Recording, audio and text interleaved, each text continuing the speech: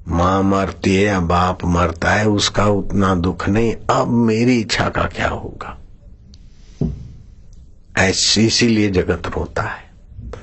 कुम्हार मर गया, कुम्हारन सिर पीट रही। हरि बाबा बोले अरे क्यों छोरी रो रही है? बोले वो मर गया आदमी। अरे बोले तो कुम्हार के घड़े टूटते तो ऐसे ही ब्रह्मा जी का घड़ा टूट गया, इसमें रोती क्या? अरे बोले गधे पर मिट्टी ले आता था, मिट्टी कौन लाएगा? बोले मैं ही ले आऊंगा। बोले फिर तो ठीक है बाबा। और बाबा ब्रह्मज्ञानी थे, गधे पे मिट्टी लाद के ले आते। लोगों ने देखा कि हरि बाबा गए भिक्षा लेने को, 4 दिन हो गए अभी तक नहीं आए। देखा तो कुम्हार बने बैठे। बोले क्या है? बोले ये बच्ची का जरा दुख था तो हमने कहा चलो अपन बन जाते हैं ब्रह्मा जी थोड़े दिन। तो ब्रह्मज्ञानी गधे पर मिट्टी लादने लग जाए और घड़े बनाने लग जाए तो भी आश्चर्य नहीं, राज्य करने लग जाए तो भी आश्चर्य नहीं, और भिक्षा मांग कर पड़ा रहे तो भी आश्चर्य नहीं। उसके लिए सारा संसार स्वप्न है। न जाने कौन किसका कर्जदार होता है, कौन किसका हितैषी मित्र शत्रु, और कैसे मिलते और कैसे बिछड़ते। हम लोगों का बड़ा सौभाग्य है कि हम भगवान के निमित्त मिलते हैं और भगवान के निमित्त ही बात करते हैं। तो इन कर्मों को काटने का उपाय यही है, अच्युताय गोविंदाय अनंताय नाम भेषजाम नश्यन्ति सर्वरोगाणि सत्यम सत्यम वदामि। भगवान के नाम का चिंतन, सुमरण, प्रीति और वासनाओं का क्षय, मन की चंचलता से अपने को बचाए। चंचलता मिटाने के कई उपाय। चंचलता इतनी दुखदाई नहीं जितना मन की वासना दुखदाई, और वासना के गुलाम न बनो। छल छिद्र कपट दुखदाई। उमा कहूं मैं अनुभव अपना, सत्य हरि भजन जगत सब स्वप्ना।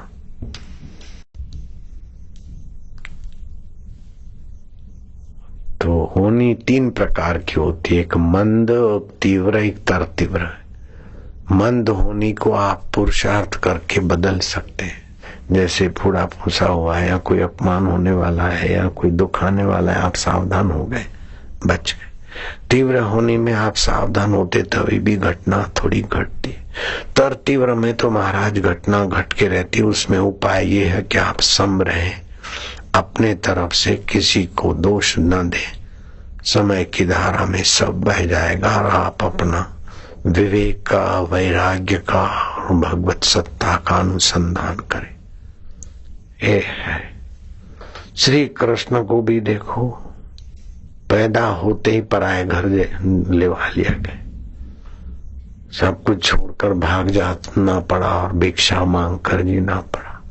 राम जी को भी हाय सीते हाय लक्ष्मण करना पड़ा। तो ये संसार दुखालय है, इसमें दुखद परिस्थितियां भी आती है। सुख तो कभी कभी आता है, दुख तो बना ही रहता है।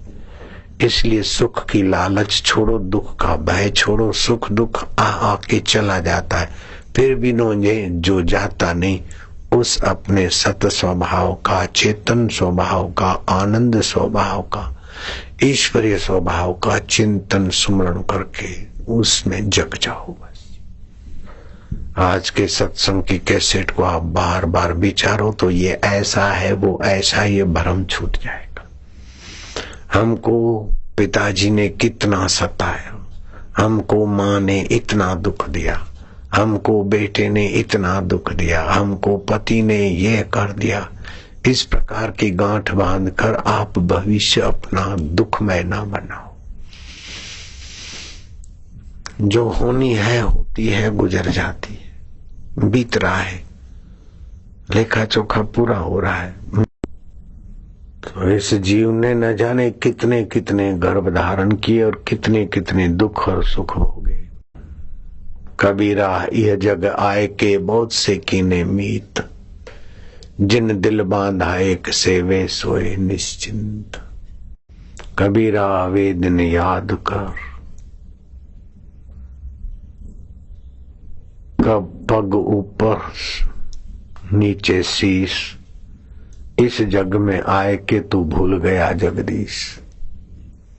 माँ के पेट में पैर तूंबते थे और सिर नीचे लटक रहे थे। उस समय प्रार्थना करता है कि प्रभु अब इस नरक से निकालो, मैं तुम्हारा भजन करके तुम्हें पाकर मुक्त हो जाऊंगा। फिर बाहर निकला, हवा लगी और बड़ा हुआ तो यूरो और डॉलर और रुपया और ये, अरे बहना छोरा कौन कहाँ ले गया, क्या करिए क्या जोड़िए थोड़े जीवन काज, छोड़ी छोड़ी सब जात है देह गेह धन राज। कब क्या कहाँ शरीर शांत हो जाए, तुम्हारा बटोरा हुआ किसके हाथ लग जाए कोई पता नहीं। ये संसार धर्मशाला है, मुसाफिर खाना है। जैसे आप बस में बैठते तो बस में कुछ देर बैठते फिर उतर जाते। बस को रसोई घर में नहीं ले जाते, कमरे में नहीं ले जाते। बस की यात्रा की और छोड़ दिया। ऑफिस में गए, ऑफिस में काम किया, छोड़ दिया। ऐसे ही शरीर में आए, इसका उपयोग करके इसको छोड़ना है। ये जगत मुसाफिर खाना है।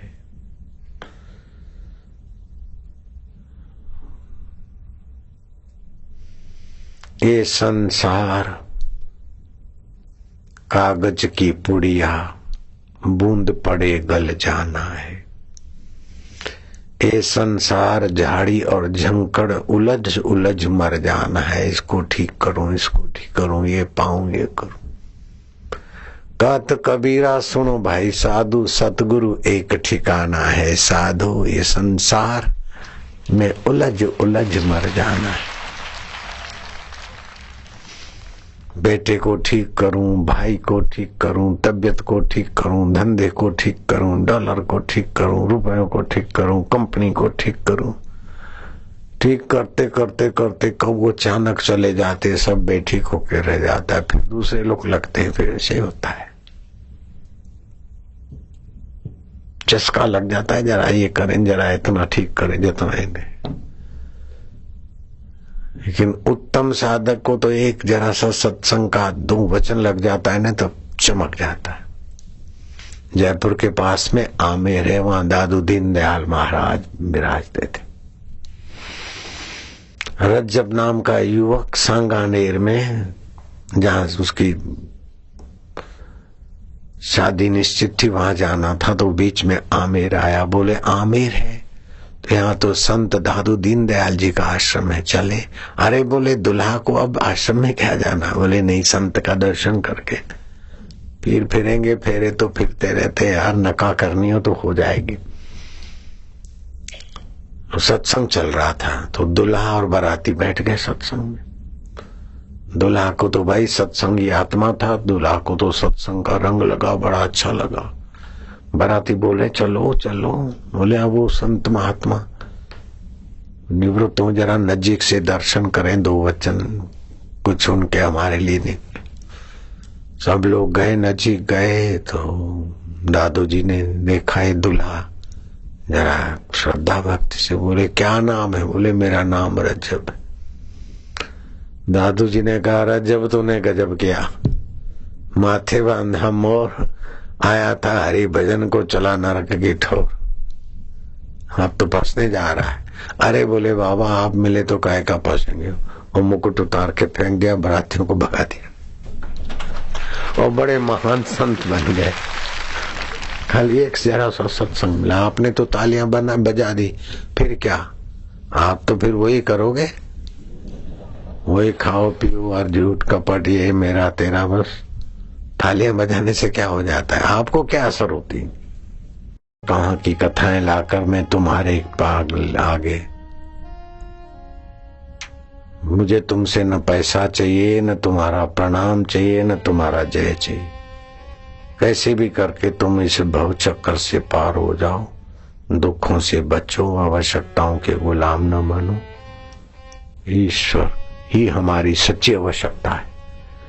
सुगंधी नाक की आवश्यकता हमारी नहीं है। ये नाक कान जीभ और बाथरूम करने की इंद्रियों की आवश्यकता है, हमारी आवश्यकता नहीं। हमारी आवश्यकता परमात्मा सुख है, परमात्मा ज्ञान है, परमात्मा शक्ति। यूरो, डॉलर और रुपया तुम्हारी आवश्यकता नहीं है। नारायण जो किसी की निंदा करते सुनते वे भी अपने साथ अनर्थ करते। तो पूरा करो योग वशिष्ठ महारामायण के आखिरी वचन क्या है? वशिष्ठ जी बोले, हे राम जी, मैंने तुमको बहुत उपदेश किया है। मैंने भी आपको बहुत उपदेश किया, वशिष्ठ जी ने किया तो हमने भी किया है। जब इसका अभ्यास होगा तब इसका फल ब्रह्म बोध प्राप्त होगा। हाँ, जो उपदेश किया उसको विचार के आप शांत आत्मा होंगे, अभ्यास करेंगे तो ब्रह्म बोध होगा। ब्रह्म परमात्मा का ज्ञान, ब्रह्म परमात्मा का सुख, ब्रह्म परमात्मा में अपना मैं बना स्थित होगा। ओम शांति शांति।